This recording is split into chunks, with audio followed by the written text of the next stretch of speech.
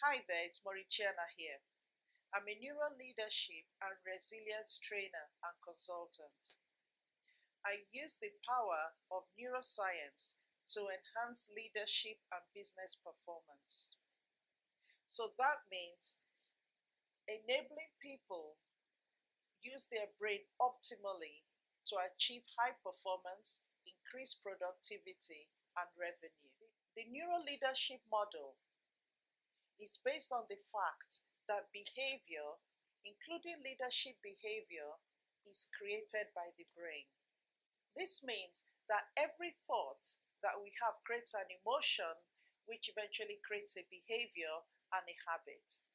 Leadership skills are based on leadership behavior. Skills alone do not make a leader effective, but the leadership style and leadership behavior do. So to enable you be an effective leader, you need to be able to adapt your leadership style and leadership behavior to suit the situation that you're in. The problem is when you place a leader or an employee in a high pressure environment without the right tools to transcend stress, anxiety, overwhelm, the likelihood is that they will lose brain capacity. The question then is, what do we do?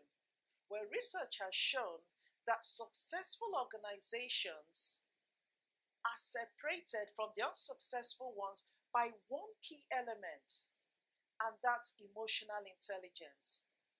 Emotional intelligent leaders are leaders that are able to lead at a very high level and achieve business excellence and personal excellence as well.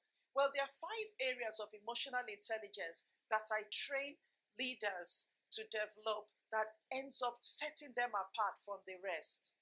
The first aspect of that is self-awareness, and that's developing an awareness of your own beliefs, your own thoughts, your own emotions. Because you see, you cannot lead anyone without being able to lead yourself first. The second aspect is to be able to manage your own emotions effectively. You see, the emotional part of the brain, if it's not controlled, takes over the thinking part of the brain, which is in the front, and that affects decision making, problem solving. The next aspect is developing social skills, things like empathy. You see, research has shown now that it's leaders that have empathy that actually are able to create a better team engagement. Being able to also be adaptable to situations is really important. You know that in life, things change constantly. Now, how effective are you as a leader, or how effective are your managers and your leaders at being able to cope under pressure? How flexible are they, and how resilient are they? So the training that I offer can be run as a one-day training course, so one-off emotional intelligence training for effective leadership, or for teams as well.